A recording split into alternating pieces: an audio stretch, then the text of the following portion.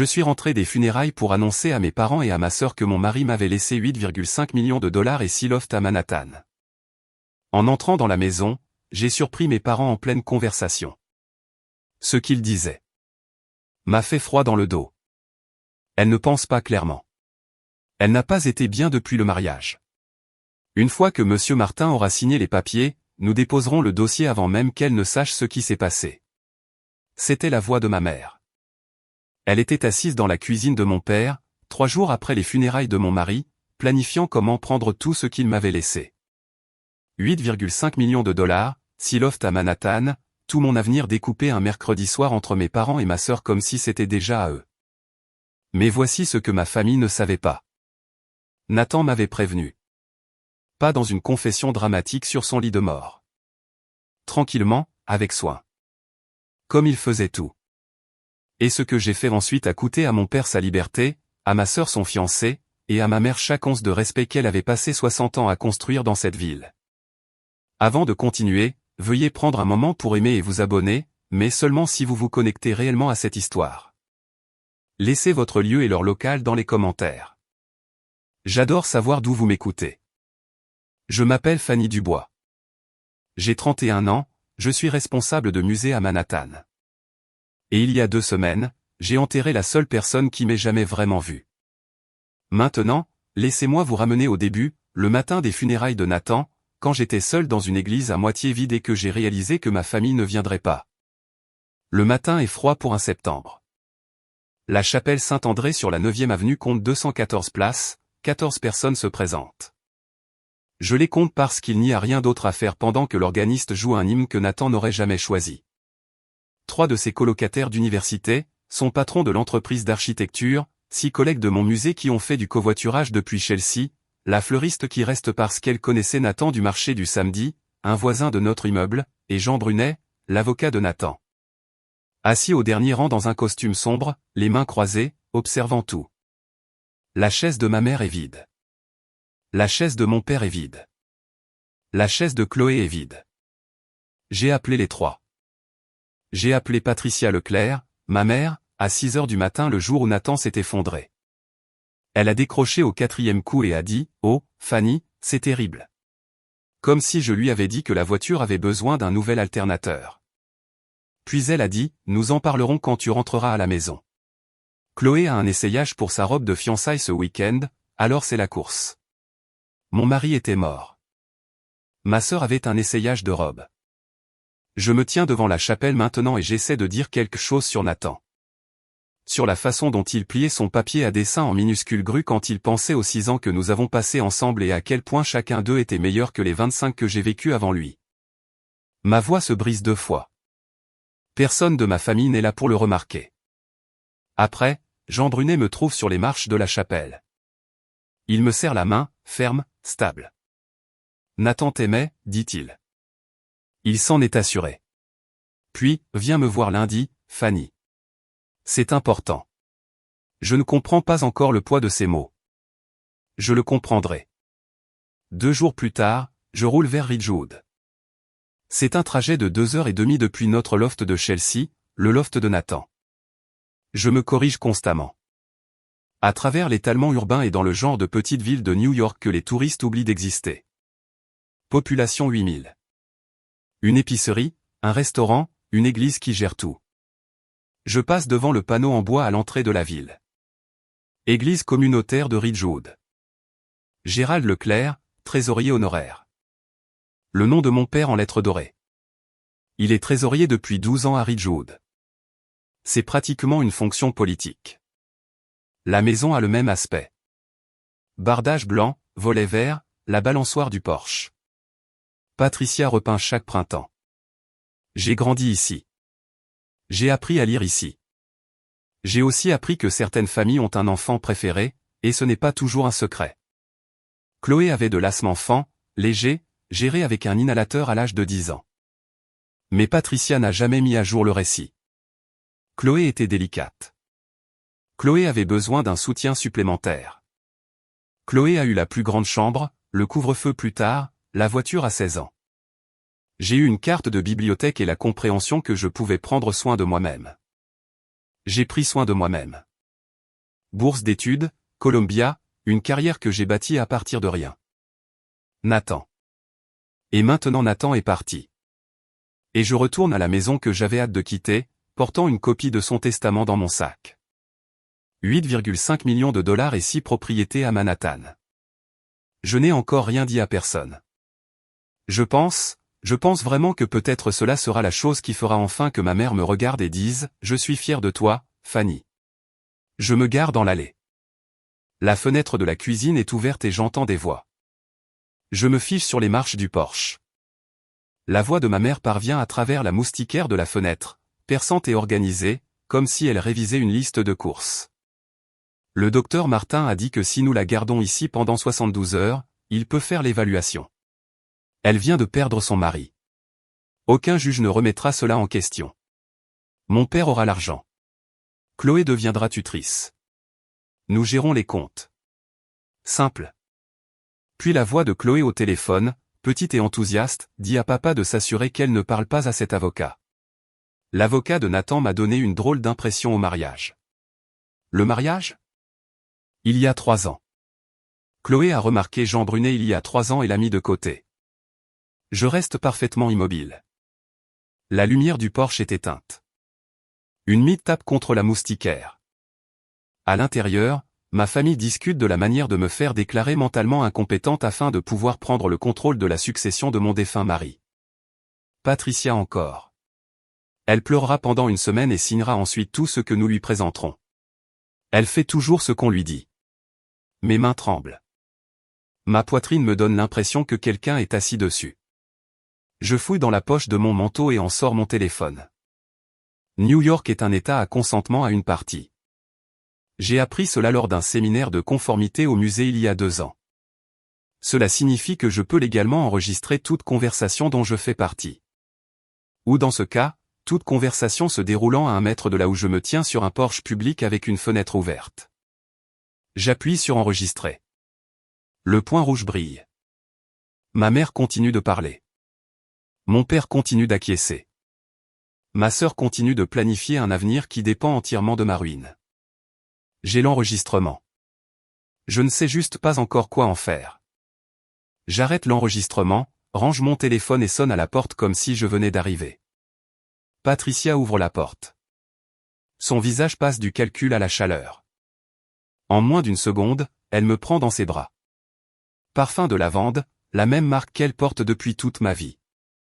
Ma pauvre petite, dit-elle. Nous sommes là pour toi maintenant. Le mot « maintenant » prend un sens différent quand on vient d'entendre quelqu'un comploter pour vous priver de vos droits légaux.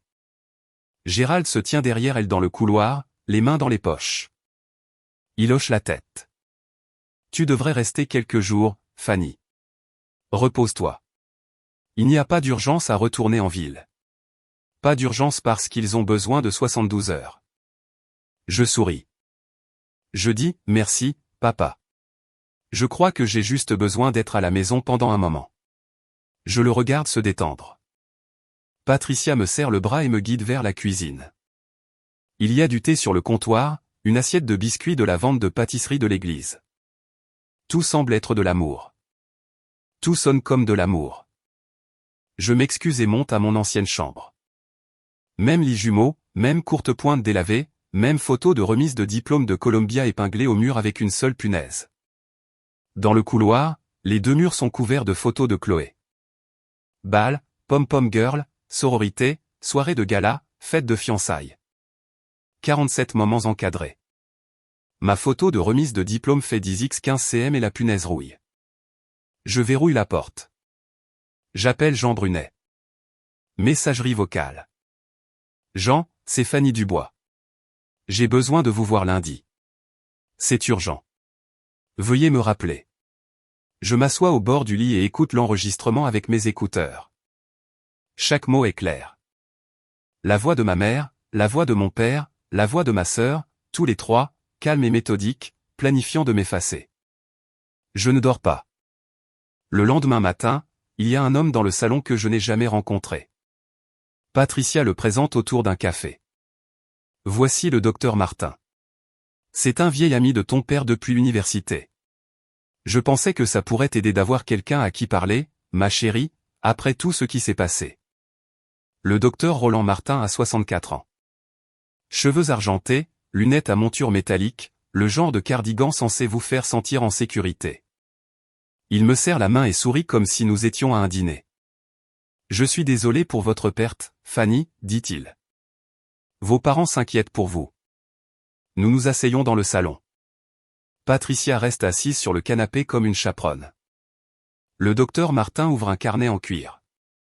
Trouvez-vous difficile de prendre des décisions en ce moment? Non. Entendez-vous parfois la voix de Nathan même quand vous savez qu'il est parti? Non. Avez-vous eu des pensées de vous faire du mal? Non. Chaque question est conçue pour bâtir un dossier. Je reconnais le modèle parce que j'ai passé 3 jours à lire sur les procédures de tutelle involontaire sur mon téléphone à 2 heures du matin. Le docteur Martin ne prend pas de mes nouvelles. Il construit un diagnostic. Parfois le chagrin peut nous faire sentir que nous ne sommes pas capables de gérer nos propres affaires, dit-il doucement. C'est parfaitement normal. Patricia se penche en avant. Elle est comme ça depuis la mort de Nathan. Fermée. Pas elle-même. Je réponds à chaque question clairement, calmement et sans émotion. Je ne donne rien au docteur Martin. Après 20 minutes, je m'excuse pour aller chercher de l'eau. Je me dirige vers le porche arrière, ferme la moustiquaire et appelle James. Cette fois, il répond. Ne quittez pas encore cette maison, dit-il. J'ai quelque chose à vous dire, Nathan a tout arrangé. Pouvez-vous venir à mon bureau demain matin? Mon pouce accélère pour la première fois depuis des jours. Et ce n'est pas de la peur. Je dis à Patricia que je vais faire un tour. Nathan avait l'habitude de m'emmener faire des balades quand j'étais triste, dis-je, et elle l'achète sans cligner des yeux. Elle me tape même sur l'épaule en sortant. Le bureau de Jean Brunet est à Glandal, une ville voisine. Petit immeuble, 2e étage, pas de réceptionniste. Il m'attend à la porte. À l'intérieur, il fait glisser un dossier sur le bureau. Le testament de Nathan. Je connais déjà les grandes lignes. 8,5 millions en actifs liquides. 6 lofts à Manhattan, 3 à Chelsea, 2 à Tribeca, 1 dans le Lower East Side. Tout est à moi. Mais Jean n'a pas terminé. Il me tend une enveloppe scellée. L'écriture de Nathan sur le devant, pour Fanny. Je l'ouvre. La lettre est datée d'il y a 2 ans. Fanny, je connais ta famille. J'ai vu comment ils te traitent. Pas les grandes cruautés, les petites, celles que tu expliques. Si quelque chose m'arrive, Jean te protégera. Ne fais confiance à personne qui n'était pas à mes funérailles. Ma vision se brouille. Je pose ma paume à plat sur le bureau et respire. Jean m'explique ce que Nathan a construit. Une fiducie irrévocable. Chaque actif, l'argent, les propriétés, détenues dans une structure légale qui ne peut être transférée par tutelle. Même si un tribunal me déclarait inapte demain, la fiducie reste intacte. Jean est le fiduciaire. L'argent ne bouge pas sans sa signature et la mienne ensemble. Nathan est venu me voir il y a 3 ans, dit Jean, juste après votre mariage, il a dit que votre famille viendrait prendre cela si je mourais. Construisez quelque chose qu'ils ne pourront pas toucher. Je m'assois dans ce petit bureau et je pleure pour la première fois depuis les funérailles de Nathan. Je pleure parce que mon mari me connaissait mieux que je ne me connaissais moi-même et qu'il m'aimait assez pour prévoir le pire. Jean me verse de l'eau d'une carafe sur son bureau et me laisse me ressaisir. Puis il ouvre un 2e dossier. Il y a autre chose, dit-il. Nathan soupçonnait votre père d'avoir des problèmes financiers. Gérald a demandé de l'argent à Nathan 4 fois pendant votre mariage. Nathan a documenté chaque demande. Il me montre les notes. 4 emails de Gérald, chacun plus désespéré que le précédent. 20 000 pour des réparations à la maison, 15 000 pour la voiture de Chloé. Nathan a refusé à chaque fois et a gardé les reçus. Ce n'est pas une preuve de quoi que ce soit, dis-je. Non, mais si Gérald est le trésorier d'une organisation à but non lucratif, ses déclarations fiscales sont du domaine public. Jean décroche le téléphone et compose un numéro. Martine, j'ai quelqu'un que j'aimerais vous présenter. Martine Bernard. Martine est une experte comptable judiciaire. Elle travaille sur des affaires de fraude pour des organisations à but non lucratif dans tout l'État. Elle a 45 ans, directe, sans fioriture. Jean la met en haut-parleur. Donnez-moi 10 jours, dit Martine. Je récupérerai les formulaires 990 et je les comparerai avec les déclarations financières que l'Église a dans ses dossiers. S'il y a une divergence, je la trouverai. 10 jours. Le gala de l'Église, la collecte de fonds annuelle où Gérald présente le rapport du trésorier, a lieu dans 12 jours. Je retourne à Ridgewood avec un plan que je n'avais pas ce matin. Rester à la maison. Agir comme si j'étais en deuil. Laisser Patricia et Gérald croire que je m'effondre. Donner du temps à Martine. Donner du temps à Jean. Ne laisser personne prendre mon téléphone. Patricia est dans la cuisine quand j'entre. Où es-tu allée, ma chérie? Faire un tour, dis-je. Nathan avait l'habitude de m'emmener faire des balades quand j'étais contrarié. Elle sourit, satisfaite, presque tendre. Sa fille obéissante, toujours brisée, toujours gérable. Je monte à l'étage. Je verrouille la porte et je cesse d'espérer que ma mère change. Je commence à planifier en fonction de qui elle est réellement. Le lendemain matin, mes clés de voiture ont disparu. Je trouve Patricia à la table de la cuisine, lisant la Ridgewood Gazette, café à la main. J'ai mis tes clés dans le tiroir, dit-elle sans lever les yeux. Tu ne devrais pas conduire en ce moment, Fanny. Pas dans cet état. Je suis en état de conduire, maman.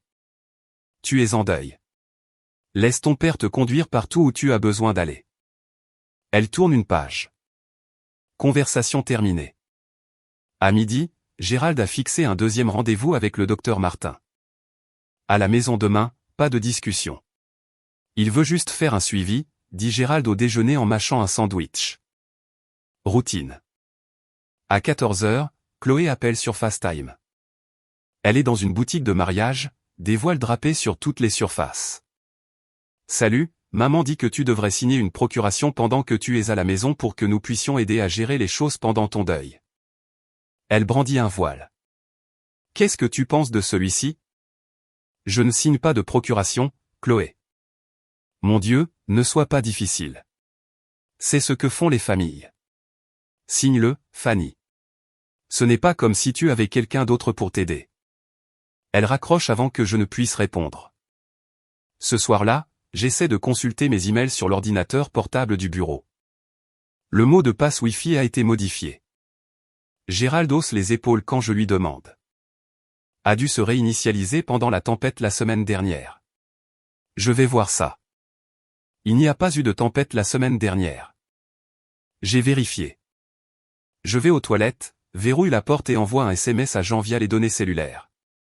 Ils accélèrent. Patricia a pris mes clés de voiture, a changé le Wi-Fi. Le docteur Martin revient demain. Combien de temps Martine a-t-elle besoin? J'en réponds en moins d'une minute. Elle a besoin de 8 jours de plus. Tenez bon. 8 jours. Je peux tenir 8 jours. Le téléphone sonne à 21h ce soir-là. Numéro inconnu, indicatif régional 845. J'ai failli ne pas répondre. Fanny, c'est ta tante Hélène. Je n'avais pas entendu la voix d'Hélène Moreau depuis 8 ans. La sœur aînée de Patricia avait été complètement coupée après une dispute dont on ne m'avait jamais donné les détails. En grandissant, Hélène était la tante qui envoyait des cartes d'anniversaire avec des billets de 20 $ et des mots manuscrits. Puis un Noël, elle a simplement cessé d'exister. Patricia a dit qu'Hélène était toxique et jalouse et que c'était la fin de l'histoire. J'ai vu la nécrologie sur Facebook. Hélène dit, Nathan, je suis tellement désolée, ma chérie. Merci. Je garde ma voix basse. Patricia est en bas, devant la télévision. Écoute-moi attentivement, dit Hélène. Je sais ce que ta mère est. Elle a fait la même chose à notre mère avant qu'elle ne meure. Je m'assois au bord du lit. Que veux-tu dire? Hélène me raconte. Il y a 8 ans, leur mère, ma grand-mère, Dorothée, a été diagnostiquée avec un léger déclin cognitif. Patricia a immédiatement demandé la tutelle, non pas pour s'occuper de Dorothée, mais pour vendre sa maison et contrôler ses économies. Hélène l'a découvert, a engagé un avocat et a bloqué la demande. Dorothée a suffisamment récupéré pour vivre de manière indépendante pendant 3 ans de plus. Patricia n'a plus jamais parlé à Hélène.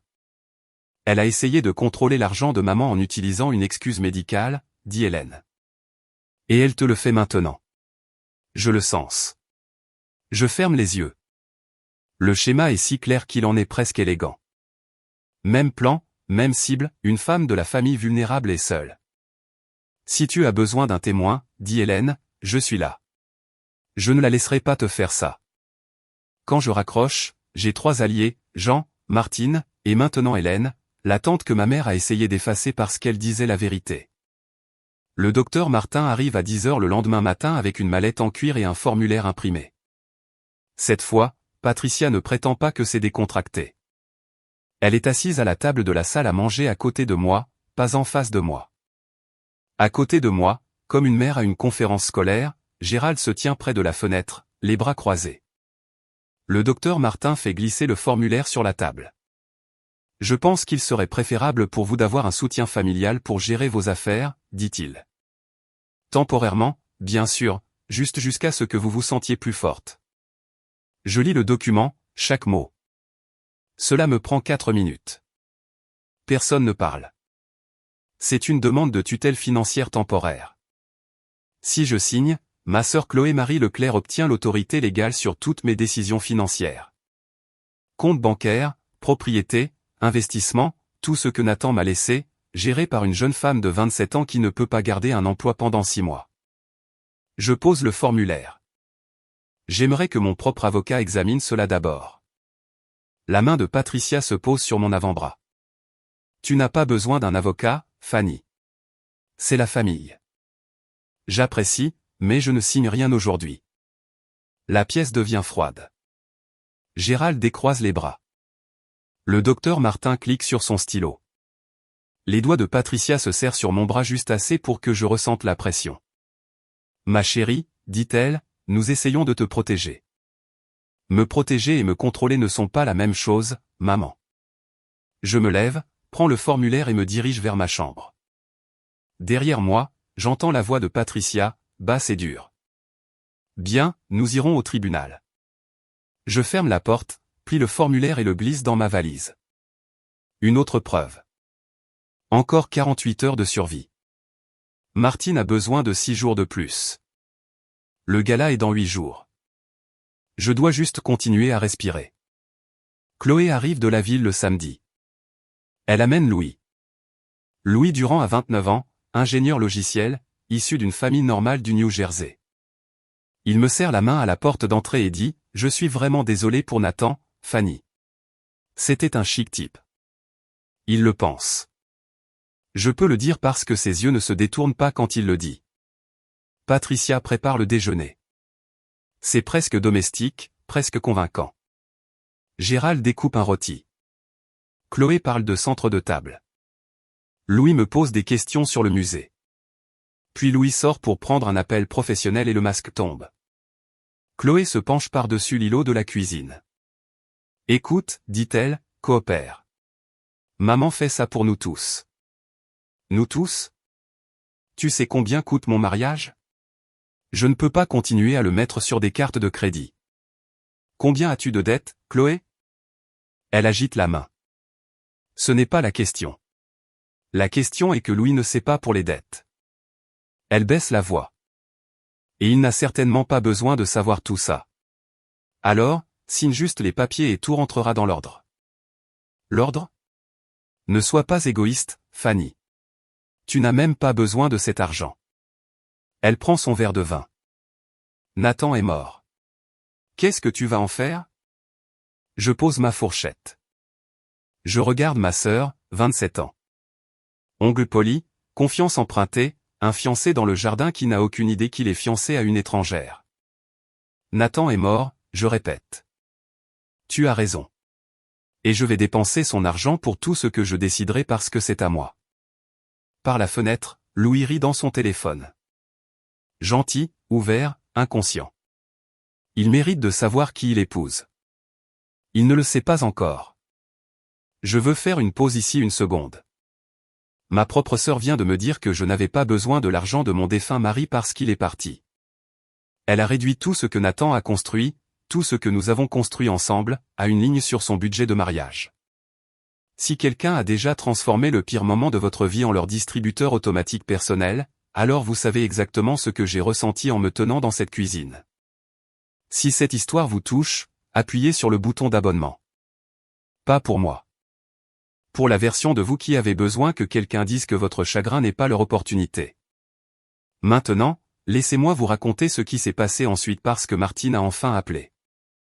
Je trouve mes clés de voiture dans le tiroir fourre-tout où Patricia les a cachées. Je dis à Gérald que je vais à la pharmacie. Il lève à peine les yeux de ses mots croisés. Je me gare derrière la bibliothèque publique de Glandal et j'appelle Martine.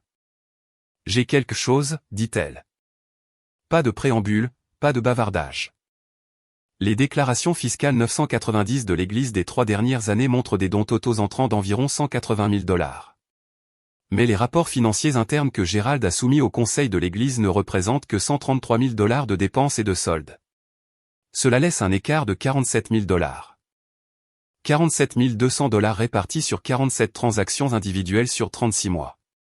Chacune entre 500 $ et 2000 $. Assez petites pour éviter les signalements automatiques. Toutes acheminées vers un compte personnel qui correspond aux informations bancaires de votre père. Détournement de fonds classique. Je me souviens des emails de Nathan. Gérald demandant de l'argent. Chaque fois plus désespéré. La chronologie correspond. Gérald était déjà dans le rouge quand il a commencé à demander à mon mari des renflouements. Combien de temps avez-vous besoin, demandai-je. 5 jours pour le rapport certifié complet. Le gala de l'église est dans 8 jours. Pouvons-nous présenter les conclusions au gala? Martine fait une pause. Si le conseil de l'église est d'accord, oui, mais vous auriez besoin du pasteur de votre côté. J'appelle Jean ensuite. Il a déjà une longueur d'avance. Le révérend Thomas est une personne droite, dit-il. Si je lui montre les chiffres préliminaires, il voudra la vérité. Donnez-moi 24 heures. Je retourne à Ridgewood, les fenêtres baissées. L'air sans l'herbe coupée et la fumée de bois. Mon père est dans cette maison en ce moment, planifiant de me voler ma liberté. Il a volé son église pendant 3 ans. Dans 8 jours, les deux choses prendront fin. Je vais me promener l'après-midi suivant. Air frais, esprit clair. J'ai parcouru la moitié d'un pâté de maison avant que Madame Duval ne m'intercepte. Elle a 70 ans, une permanente blanche, soprano de la chorale de l'église, et le plus fiable conduit de potin de Ridgewood. Oh, Fanny. Elle me serre les mains. Ta mère m'a dit que tu traversais une période si difficile. Elle a dit que tu ne mangeais pas, ne dormais pas. Elle s'inquiète tellement pour toi. J'ai mangé une assiette pleine de pâtes hier soir. J'ai dormi 6 heures. Patricia m'a regardé faire les deux. Je vais bien, Madame Duval. Merci. Eh bien, si tu as besoin de quoi que ce soit, ta mère est une sainte, tu sais, vraiment. 2 pâtés de maison plus loin, Monsieur Michel m'arrête devant la quincaillerie. Même scénario, bouche différente. Patricia a mentionné que tu pourrais avoir besoin de quelqu'un pour prendre de tes nouvelles. Elle s'inquiète à mourir. Patricia ne se contente pas de mener un complot juridique. Elle mène une campagne de relations publiques. Chaque conversation, chaque murmure inquiet par-dessus la clôture, chaque gratin livré avec un hochement de tête affligé. Elle construit un mur de témoins. Si cela va en justice, le juge n'entendra pas seulement le docteur Martin. Il entendra les voisins, les amis de l'église, tout le tissu social de Ridgewood. Tous préparés avec le même message, pauvre Fanny. Elle a toujours été fragile. La perte de Nathan l'a poussée au-delà des limites. J'appelle Hélène depuis le porche arrière ce soir-là. Elle empoisonne le puits, dis-je. Elle a fait exactement la même chose avec maman. Hélène dit, elle a dit à tout le monde en ville que maman était confuse et qu'elle errait des mois avant de demander la tutelle. Au moment où je suis arrivé avec un avocat, la moitié du quartier était prête à témoigner contre notre propre mère. Petite ville, même scénario, décennies différentes. Comment avez-vous arrêté ça, demandai-je. Je n'ai pas attendu la permission de dire la vérité. Dîner, rôti de pot au feu, purée de pommes de terre, haricots verts du jardin de Gérald. Patricia allume une bougie. On pourrait se croire à Thanksgiving si l'on ne savait pas. Gérald pose sa fourchette. Fanny, Il faut qu'on parle de l'avenir. Ça y est. Nathan était un homme généreux, mais il ne comprenait pas comment fonctionnent les familles. Il y a des responsabilités. La maison a besoin d'un nouveau toit. Ta mère mérite une retraite confortable. Le mariage de Chloé. Nathan a laissé des instructions très précises dans son testament. Le visage de Gérald se tend. Un testament peut être contesté. Sous la table, la main de Patricia se pose sur le genou de Gérald. Une pression, un avertissement. Il respire. Tout ce que je dis, c'est qu'il y a des coups, de vrais coups, et la famille prend soin de la famille. Je pose ma serviette à côté de mon assiette. Qu'est-ce que maman a fait pour moi, papa? Silence. La bougie vacille. Patricia se lève. Les deux paumes claquent sur la table. Les assiettes s'entrechoquent. Après tout ce que nous avons sacrifié pour toi, le toit au-dessus de ta tête. La nourriture sur cette table. Tu n'es pas venu aux funérailles de mon mari. La phrase tombe comme une gifle. Gérald fixe ses pommes de terre. La bouche de Patricia s'ouvre, se ferme. J'ai enterré Nathan devant 14 étrangers, dis-je. Et vous trois étiez ici dans cette cuisine, parlant à un psychiatre de comment prendre mon argent. Je pousse ma chaise en arrière. J'ai besoin d'air. Je sors. La moustiquaire cliquette derrière moi. Dans la poche de mon manteau, mon téléphone enregistre toujours. À travers la fenêtre, j'entends la voix de Gérald, mince et tendue. Elle sait. Patricia, elle sait. Et Patricia, elle ne sait rien. Elle devine. Elle a tort. Je ne devine pas. Je documente. 5 jours de plus avant le gala. L'email arrive à 23h14 un mardi soir. Je suis couché, faisant défiler des choses sans importance quand mon téléphone vibre. De Chloé Leclerc. Objet, chronologie. Il me faut 3 secondes pour réaliser que ce n'était pas destiné à moi. Chloé transférait un email à Patricia. Nos noms se côtoient dans ses contacts. Fanny, puis, groupe familial, puis, maman. Elle a tapé le mauvais. L'email se lit, maman, quand le docteur Martin enverra-t-il les papiers au tribunal? Louis pose des questions sur les acomptes de mariage et j'ai besoin de réserver la salle ce mois-ci. Voici le budget mis à jour en pièces jointes. Tout ce qui est marqué au compte Fanny est ce que nous retirerons une fois que la tutelle sera passée. Ne le dis pas à Louis. La pièce jointe est un tableur. Je l'ouvre. Fleuriste $4200 au compte Fanny. Acompte de la salle $12 000 au compte Fanny. Photographe $3800 au compte Fanny. Dernier essayage de la robe $6500 au compte Fanny. Traiteur $18 000 au compte Fanny. Budget total du mariage $48 300. Source, compte Fanny, compte Fanny, compte Fanny, l'argent de mon défunt mari alloué ligne par ligne au mariage de ma sœur, et elle n'a même pas encore obtenu la tutelle. Je fais une capture d'écran de tout, l'email, la pièce jointe, l'horodatage. J'envoie tout agent avec une ligne, Chloé m'a envoyé ça par accident. Préméditation et motifs financiers. J'en réponds à minuit. C'est de l'or. Combiné à vos enregistrements et à l'audit, nous avons un dossier très solide. Ne la laissez pas le savoir. Je retourne à l'email de Chloé et je le supprime de ma boîte de réception. Puis je le supprime du dossier Corbeil. Si elle vérifie ses messages envoyés, elle ne verra pas de message de retour. Elle ne saura rien. $48 000. Ma sœur a planifié tout son mariage avec de l'argent qu'elle n'avait pas encore volé. Encore 4 jours. Hélène s'installe au Glendale Motor Lodge le mercredi après-midi, à 10 km de Ridgewood, assez près pour que cela compte, assez loin pour rester invisible. Nous nous rencontrons dans un café sur la route 9. Hélène a 62 ans, plus grande que Patricia, les épaules plus larges, le genre de visage qui ne s'encombre pas de maquillage. Elle porte une veste en velours côtelé et tient un dossier Kraft. 8 ans de silence, dit-elle, et ta mère n'a toujours pas changé son comportement. Le dossier contient des copies de tout ce qui concerne la bataille pour la tutelle de leur mère, Dorothée, une requête que Patricia a déposée affirmant que Dorothée était un danger pour elle-même, des lettres de l'avocat de Patricia exigeant le contrôle de la maison.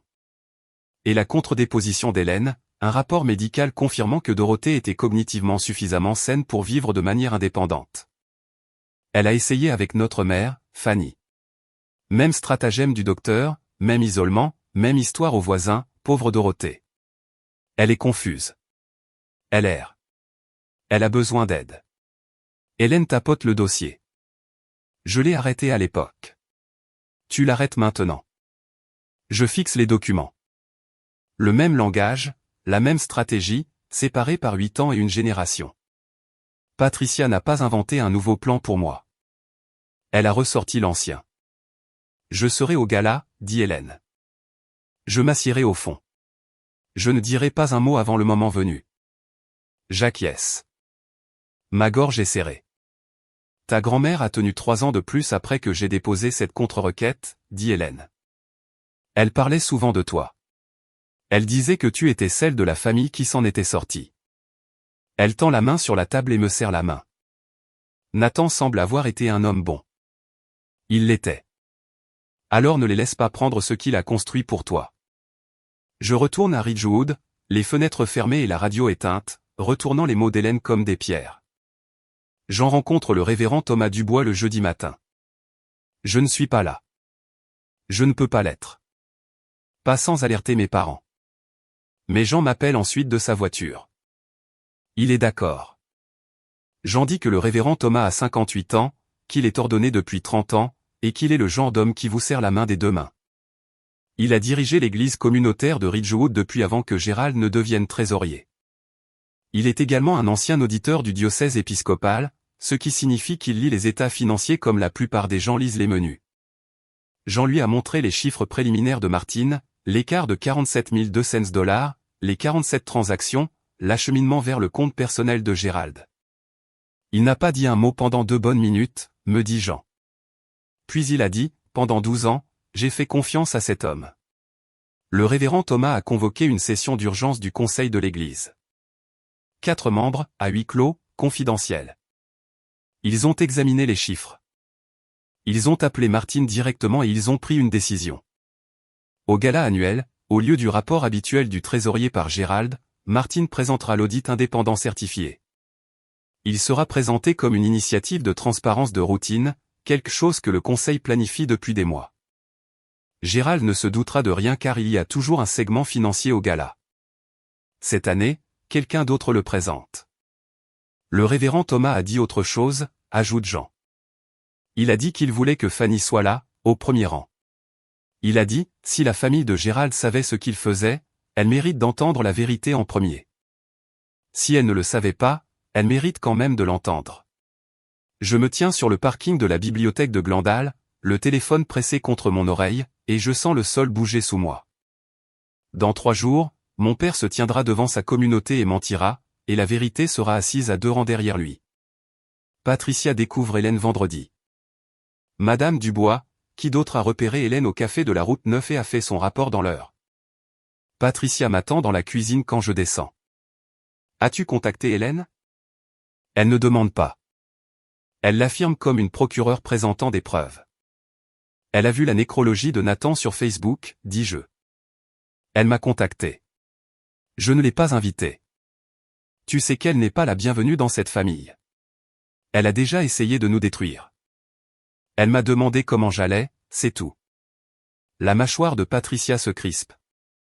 Si Hélène se montre au gala, je ferai une scène. Elle ne fait plus partie de la famille. Gérald apparaît dans l'embrasure de la porte, sa tasse de café en suspens. Pourquoi Hélène est-elle ici? Que veut-elle? Patricia se tourne vers lui avec la voix calme et mesurée que je lui ai entendu utiliser dans les comités d'église et les conseils d'école et envers quiconque a besoin d'être géré. Elle ne sait rien. Elle est juste là pour semer le trouble, comme elle le fait toujours. Mais je le vois. Le scintillement derrière les yeux de Patricia. Elle est agitée. Hélène est la seule personne qui l'a déjà battue. Et maintenant Hélène est à 10 kilomètres. Le reste de la journée, Patricia me suit comme une ombre. Elle apparaît dans les embrasures de porte. Elle vérifie mon téléphone quand je le laisse sur le comptoir pour me verser du café, mais je l'ai verrouillé avec Face ID et elle ne peut pas dépasser l'écran. Elle propose d'organiser ma valise. Elle suggère que je me repose dans le salon où elle peut me voir. Elle a peur. La question est de savoir si elle a assez peur pour faire quelque chose de téméraire avant dimanche. Hélène a toujours voulu déchirer cette famille, dit Patricia au dîner à personne en particulier. Ne la laisse pas te monter la tête. Je mange mon poulet. Je ne dis rien. 2 jours de plus, samedi soir. Le gala est demain. Martine envoie le rapport final à Jean par email à 19h42. 41 pages. 47 transactions signalées sur 36 mois. Chaque dollar tracé du compte de dons de l'église au compte courant personnel de Gérald. Total, 47 200 $. Jean m'envoie un SMS. Rapport certifié. Le révérend Thomas a briefé le conseil. Martine présentera à 19h30 après les mots de bienvenue de Gérald. Tout est prêt. J'envoie un SMS à Hélène. Sois là à 19h. Assieds-toi au fond. Ne parle pas à Patricia avant le moment venu. Hélène, j'ai attendu 8 ans pour ça. Je serai là à 18h30. Je descends. Patricia est dans le salon en train de repasser la chemise de Gérald pour demain. Une chemise Oxford bleue, sa meilleure pour l'église. Ton père va présenter le rapport du trésorier au gala, dit-elle. Toute la ville sera là. Il a répété toute la semaine. Elle brandit la chemise, inspecte le col. Il est si fier. Je serai là aussi. Son visage s'illumine. C'est merveilleux, ma chérie. Ça te fera du bien de sortir. Je la regarde presser le fer sur les poignets. Elle repasse la chemise de son mari pour la nuit où sa vie va s'effondrer, et elle n'en a aucune idée. Une partie de moi veut ressentir quelque chose à ce sujet. De la pitié, peut-être, ou de la culpabilité. Je remonte à l'étage.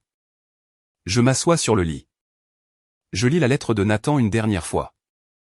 Ne fais confiance à personne qui n'était pas à mes funérailles. J'en étais pas invité aux funérailles, mais il était là. Martine n'a jamais rencontré Nathan, mais elle se bat pour ce qu'il a construit. Hélène a été effacée de cette famille il y a 8 ans, mais elle a roulé 3 heures pour se tenir au fond d'une salle d'église à Ridgewood pour moi. Demain, mon père se tiendra devant sa communauté et mentira, et la vérité sera assise juste derrière lui. Je me suis assise dans mon ancienne chambre ce soir-là et j'ai lu la lettre de Nathan pour la 10e fois. Il savait. Il savait ce qu'ils essaieraient. Et il a construit un mur autour de moi de toute façon, depuis un endroit que je ne peux plus atteindre. Si quelqu'un vous a déjà aimé assez pour vous protéger même après leur disparition, alors vous comprenez pourquoi je ne pouvais pas gaspiller ce qu'il m'a donné. Nous venons de franchir les 200 000 abonnés. Chacun d'entre vous compte. Si cette histoire mérite d'être partagée, envoyez-la à quelqu'un qui a besoin de l'entendre ce soir parce que ce qui s'est passé au gala le lendemain soir, même moi, je ne l'ai pas vu venir. Salle paroissiale de l'église communautaire de Ridgewood. Dimanche soir, 19h. 120 personnes assises sur des chaises pliantes autour de tables rondes couvertes de nappes blanches. Bocaux en verre avec des fleurs sauvages. Une bannière sur la scène, construire ensemble collecte de fonds annuelle de la communauté. Gérald se dirige vers le pupitre dans la chemise Oxford bleue que Patricia a repassée la nuit dernière. Il ajuste le microphone. Il sourit. Bonsoir à tous. Merci d'être ici. Applaudissements. Chaleureux, familier, automatique. Gérald Leclerc s'est tenu à ce pupitre chaque septembre pendant 12 ans.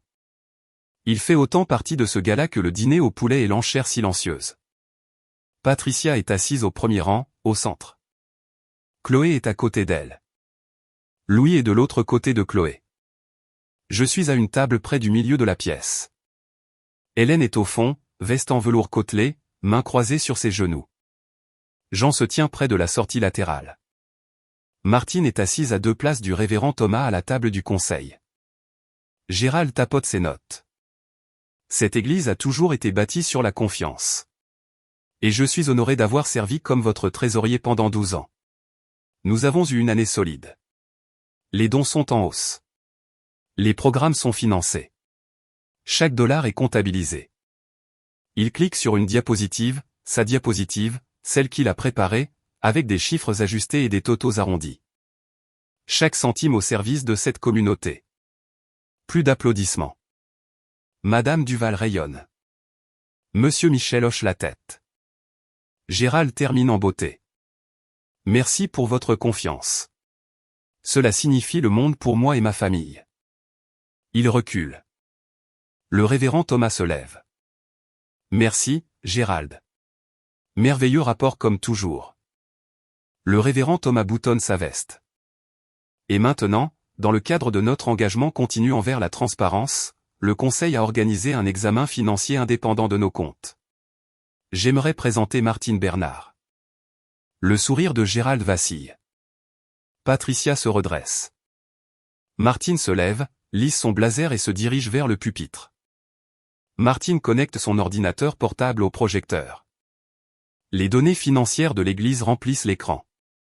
De vrais chiffres cette fois. Bonsoir. Je m'appelle Martine Bernard.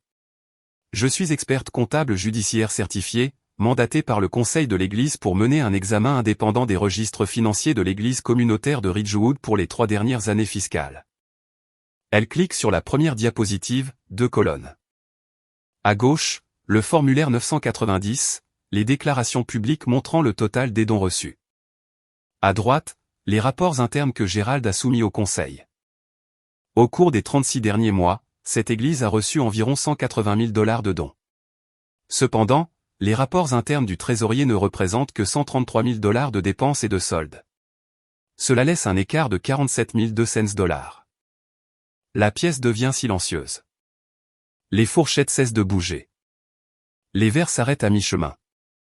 Martine clique à nouveau. Une feuille de calcul de 47 transactions, chacune surlignée en jaune. Ce sont 47 transferts individuels allant de 500 $ à 2000 $ chacun, acheminés du compte de dons principal de l'Église vers un compte bancaire personnel. Elle laisse le chiffre s'installer, puis, le nom du titulaire du compte correspond au trésorier honoraire actuel de l'Église. 120 têtes se tournent vers Gérald. Il se tient à côté de la scène, une main sur le rideau. Son visage est devenu blanc.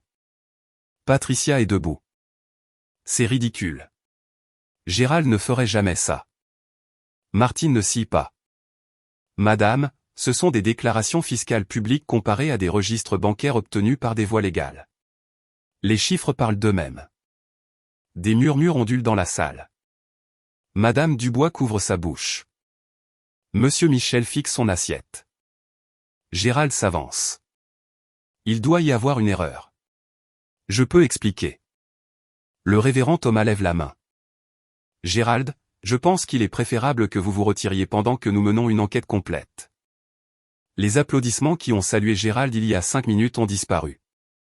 La pièce résonne comme un souffle retenu. Patricia se tourne. Elle scannait la pièce jusqu'à ce qu'elle me trouve. Toi. Elle traverse l'allée centrale, ses talons claquant sur le lino. C'est toi qui as fait ça. Tu as amené ces gens ici pour détruire ton propre père. 120 personnes regardent. Je me lève. Non, maman. J'ai apporté la vérité. Ma voix est stable. J'ai répété cela dans ma tête pendant 10 jours, mais maintenant que cela se produit, je n'ai pas besoin de la répétition. C'est vous qui avez essayé de me faire déclarer mentalement incompétente pour voler la succession de mon mari. Des halètements. De vrais halètements audibles des tables les plus proches de nous. Le visage de Patricia passe par 3 expressions en 2 secondes. Choc, fureur, calcul. Elle se lance dans la performance. Elle ment. Elle est instable depuis la mort de Nathan. Demandez à n'importe qui. J'ai des enregistrements, maman, dis-je calmement, doucement. J'ai des emails. J'ai le témoignage de votre propre sœur sur ce que vous avez fait à grand-mère Dorothée il y a 8 ans. Du fond du rang, Hélène se lève. 62 ans, solide comme un mur de pierre. C'est vrai, dit-elle. Elle a essayé avec notre mère. Tutelle, contrôle financier, même stratagème du docteur. La voix d'Hélène porte dans la pièce silencieuse. Je l'ai arrêtée à l'époque. Fanny l'arrête maintenant. Patricia regarde Hélène, puis moi, puis la pièce remplie de gens qu'elle a passé des décennies à cultiver, charmer, séduire. Pas un seul d'entre eux ne se dirige vers elle. Gérald s'enfonce dans une chaise. Sa tête tombe. J'en marche vers Gérald et lui tend une enveloppe. Ceci est une notification formelle que la succession de Nathan Terrell est détenue dans une fiducie irrévocable. Aucune tutelle, aucune ordonnance du tribunal, et aucune pétition familiale ne peut en modifier les termes. Je regarde ma mère. Je ne suis pas venu ici pour me venger. Vous ne m'avez pas laissé le choix. Ça se termine ce soir. Patricia ouvre la bouche. Rien n'en sort. La pièce est encore en train de digérer quand Chloé attrape le bras de Louis. Allons-y, siffle-t-elle. Tout ça, ce sont des mensonges. Ma sœur fait une crise de nerfs. Louis ne bouge pas. Il est assis à 1 mètre de moi depuis 5 minutes, et il a entendu chaque mot. L'audit, la demande de tutelle, les enregistrements, le nom de sa fiancée attaché à tout cela. C'est vrai, dit-il, pas fort, pas en colère, juste clair. Louis, allez. C'est vrai, Chloé? Les dettes, le plan de tutelle, le budget du mariage. Ce n'est pas ce que ça a l'air d'être. Tu m'as dit que ta famille était proche. Louis dégage son bras. Tu m'as dit que Fanny était d'accord pour aider à payer le mariage. Tu m'as dit que tes parents étaient de bonnes personnes. Ce sont de bonnes personnes. Ton père vient de se faire prendre à voler une église. Louis la fixe du regard. Et tu allais payer notre mariage avec de l'argent que tu as pris à ta sœur en deuil. Les yeux de Chloé sont humides. Elle tend la main vers lui. Il recule. Je regarde Louis retirer la bague de fiançailles de son doigt. Il la tient un instant, un simple anneau de platine, celui que Chloé avait exhibé sur toutes les plateformes de médias sociaux pendant 6 mois, et le pose doucement sur la table. Pas de jeté, pas de scène, juste un homme déposant quelque chose qu'il ne peut plus porter. J'allais épouser quelqu'un qui n'existe pas, dit-il. Il sort par la porte latérale.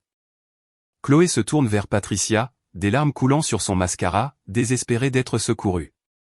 Mais Patricia est encerclée. Le révérend Thomas d'un côté, Madame Dubois de l'autre, tous deux parlant à la fois. Pour la première fois de sa vie, Chloé tend la main vers sa mère et ne trouve personne qui la lui rende. La bague est posée sur la table, captant la lumière du plafond. Le révérend Thomas prend le micro. Je tiens à remercier tout le monde pour leur patience ce soir. Sa voix est mesurée, pastorale, la voix qu'il utilise pour les funérailles et les sermons difficiles. Le conseil de l'Église va lancer une enquête complète sur les divergences financières présentées ce soir. Gérald Leclerc a été relevé de ses fonctions de trésorier honoraire. Avec effet immédiat, nous coopérons pleinement avec les autorités compétentes. La pièce absorbe cela comme un coup à la poitrine. 12 ans du nom de Gérald sur le panneau extérieur. 12 ans de poignées de main et de collecte de fonds de Noël et de confiance communautaire dissous en un seul paragraphe. Quelques personnes me jettent un coup d'œil, non pas avec pitié cette fois. Quelque chose d'autre, du respect peut-être, ou la reconnaissance inconfortable qu'ils ont cru la mauvaise personne pendant très longtemps. Madame Dubois me trouve près de la table basse. Ses yeux sont rouges. Je suis désolé, Fanny. J'ai cru tout ce que ta mère m'a dit. Elle me serre la main. J'aurais dû te demander comment tu allais, pas à elle. Gérald n'a pas bougé de la chaise près de la scène. Il est assis les mains entre les genoux, fixant le sol. Patricia a essayé de sortir par l'entrée principale, mais une jeune femme de la Ridgewood Gazette, une étudiante en journalisme, à peine 22 ans, l'a attrapée dans le foyer avec un bloc-notes et une question que Patricia ne pouvait esquiver. J'en me trouve près de la porte latérale. Le bureau du procureur voudra voir le rapport de Martine, dit-il. Le détournement de fonds d'une organisation à but non lucratif est un crime de classe E à New York. Ils ouvriront une enquête. Et le docteur Martin. Je dépose une plainte officielle auprès du conseil médical de l'État demain matin. 2 plaintes précédentes plus celle-ci. Sa licence est finie. J'acquiesce. Mes mains sont stables. Ma poitrine est creuse mais légère, comme si quelque chose d'énorme venait de partir. J'en dépose la plainte contre le docteur Roland Martin auprès du bureau d'État de New York de la conduite médicale professionnelle le lundi matin. Le dossier est complet. Mes enregistrements audio. Le docteur Martin instruisant Patricia sur la façon de formuler une évaluation de 72 heures. La demande de tutelle qu'il a préparée avec le nom de Fanny Dubois déjà tapé. L'email de Chloé confirmant que le docteur Martin se coordonnait avec la famille et le détail qui scelle tout, le docteur Martin a 2 plaintes d'éthique antérieures, toutes deux pour des relations doubles inappropriées avec des patients liés à des connaissances personnelles. Avec ces preuves, me dit Jean au téléphone, il risque au minimum une suspension de licence. Si le procureur trouve suffisamment de preuves pour des accusations de complot, cela devient criminel. Je suis de retour à Manhattan alors, assise dans le loft de Chelsea. La lumière du matin entre par les grandes fenêtres que Nathan aimait. La ville bourdonne sous moi. Taxi, construction, le chien de quelqu'un qui aboie 3 étages plus bas. Ça ressemble à la maison. Jean ajoute, j'ai également envoyé des copies de tout à votre avocat personnel par précaution. Si Patricia tente de riposter avec une plainte en diffamation ou une contre-pétition, vous êtes couverte. Cet après-midi-là, le téléphone de Gérald sonne à la maison de Ridgewood.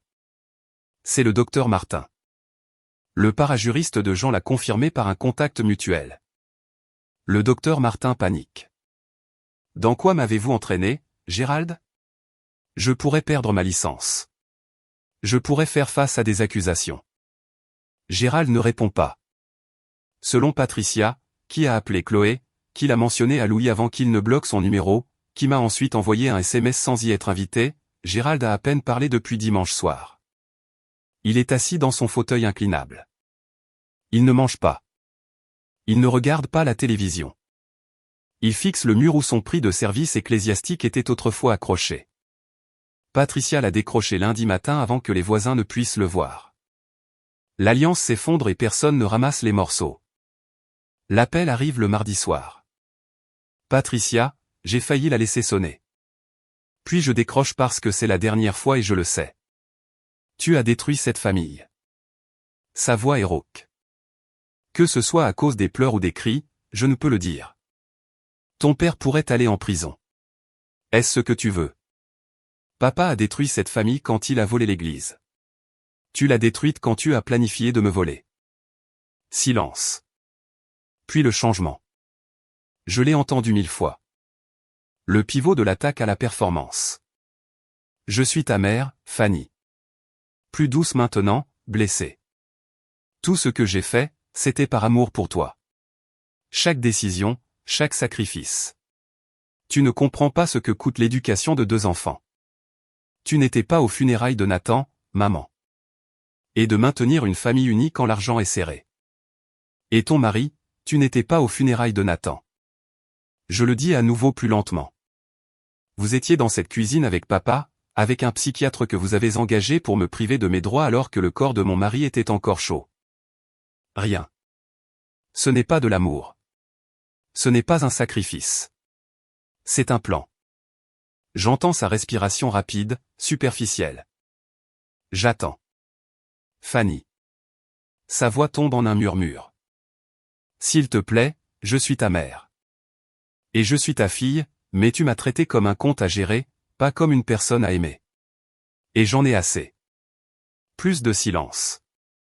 Je le laisse s'étirer. J'ai passé 31 ans à remplir les silences de Patricia d'excuses, d'apologies, d'accommodements. J'ai fini de les remplir de quoi que ce soit. Je retourne à Manhattan, dis-je. Ne me contactez pas, sauf par l'intermédiaire d'un avocat. Je raccroche. Ma main est stable. Ma poitrine me fait mal. Mais c'est la douleur d'un os qui se remet en place, pas qui se brise. Il y a une différence. Je pensais que l'amour signifiait endurer. Maintenant, je sais que cela signifie se choisir quand personne d'autre ne le fera. Le mercredi matin, je fais ma valise dans la chambre où j'ai grandi pour la dernière fois. Je plie les vêtements. Je ferme les compartiments. Je vérifie le tiroir de la table de chevet. Vide. Je vérifie le placard. Nu. Puis je regarde le mur. La photo de remise de diplôme de Columbia est toujours là. 10x15 cm. Une punaise rouillée. J'ai pris cette photo un après-midi lumineux de mai, seul, tenant l'appareil photo à bout de bras parce que personne n'est venu à la cérémonie. J'en ai envoyé une copie à Patricia. Elle l'a accrochée ici et n'en a plus jamais parlé.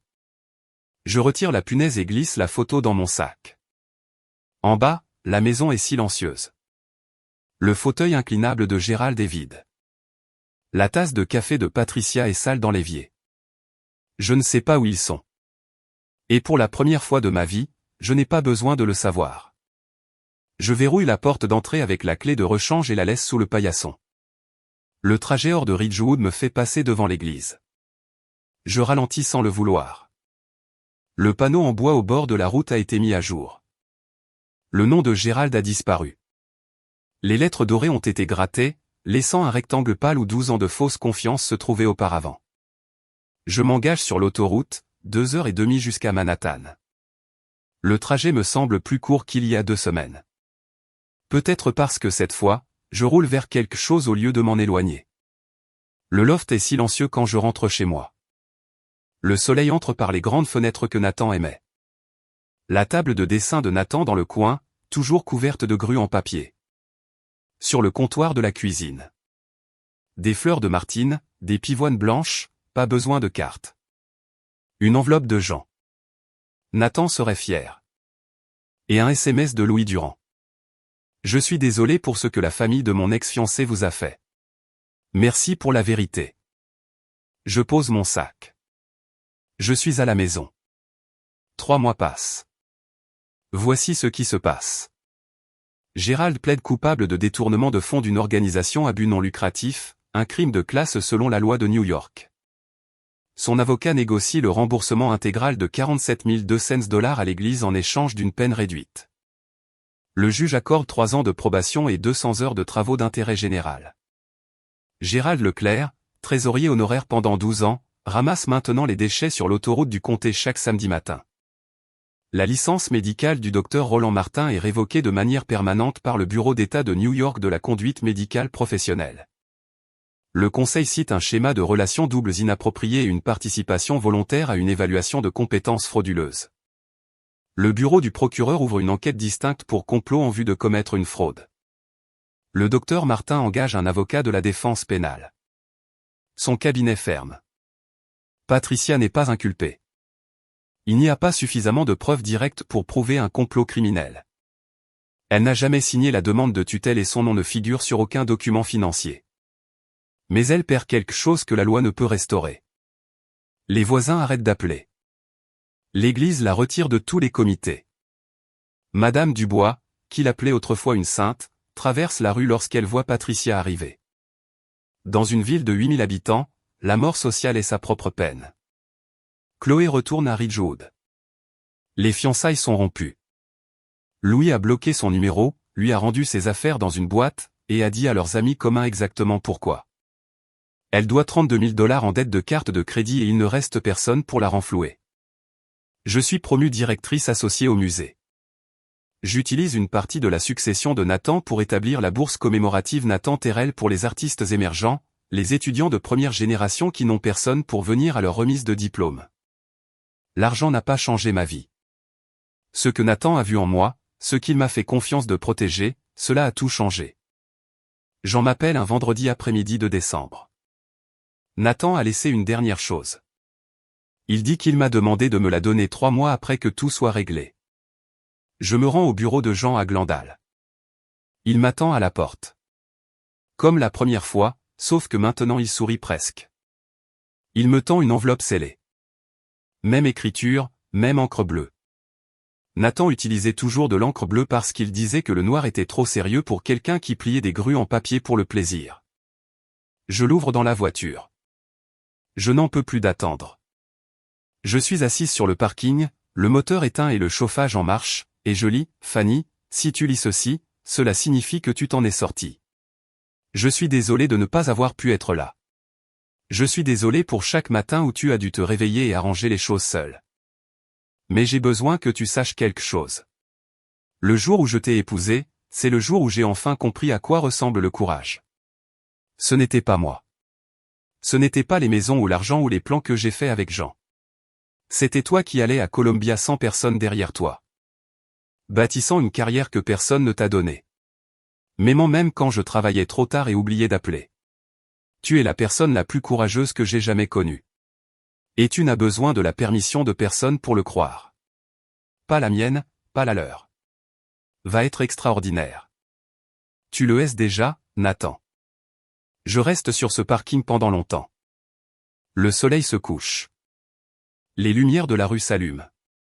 Je lis la lettre 2 fois de plus, puis la plie soigneusement et la glisse dans le sac à côté de ma photo de remise de diplôme de Columbia. 2 petites choses, les plus petites choses que je possède, qui valent plus que 6 lofts à Manhattan et chaque dollar de chaque compte qui porte mon nom. En janvier, le musée ouvre une nouvelle exposition, La résilience dans l'art, œuvre de survie et de transformation. Je l'ai organisée. Mon nom est sur le panneau près de l'entrée. Soirée d'ouverture. La galerie est pleine. Critiques, donateurs, artistes, étudiants qui sont entrés gratuitement parce que c'est ce que Nathan aurait voulu. Hélène est au premier rang. Elle a fait 3 heures de route pour être ici. Comme elle a fait 3 heures de route pour s'asseoir au fond d'une salle d'église à Ridgewood. Jean est près de la table de vin, parlant à Martine de la réforme fiscale des organisations à but non lucratif, ce qui est apparemment ce dont les experts comptables judiciaires discutent pour le plaisir. Je me tiens au pupitre et je parle de l'exposition, de l'art créé par des gens qui ont tout perdu et ont quand même créé, de la survie comme acte créatif, de la façon dont la chose la plus puissante qu'une personne puisse faire est de décider que sa propre histoire n'est pas terminée. Je ne mentionne pas ma famille. Je n'ai pas besoin de le faire. Tout le monde dans cette pièce qui compte le sait déjà. Après, mon téléphone vibre. Un SMS de Patricia. Tu me manques. Je le lis. 2 mots, 6 lettres. Je remets le téléphone dans ma poche. Je ne réponds pas. Puis je retourne dans la galerie où Hélène examine une sculpture et j'en ris de quelque chose que Martine a dit. Et je pense à la femme que j'étais 2 semaines après les funérailles de Nathan, debout sur un porche à Ridgewood, tremblante, appuyant sur « Enregistrer » sur son téléphone sans plan et sans allié et sans certitude que quoi que ce soit fonctionnerait. Elle a trouvé une solution. J'ai trouvé une solution. Certaines familles sont construites par le sang. La mienne a été construite par les gens qui se sont manifestés quand cela importait. Sur mon bureau au musée, à côté de la plaque nominative qui indique « Directrice associée », il y a une photo de remise de diplôme de 10x15cm et 2 lettres pliées à l'encre bleue. Ce sont le seul héritage dont j'aurai jamais besoin. C'est mon histoire. Je n'avais pas prévu de me tenir devant l'église de mon père et de révéler 12 ans d'argent volé. Je n'avais pas prévu de perdre ma famille le même mois que j'ai perdu mon mari. Mais j'ai appris quelque chose que Nathan a essayé de me dire depuis le début, les gens qui vous aiment n'ont pas besoin que vous soyez petit pour qu'ils se sentent grands.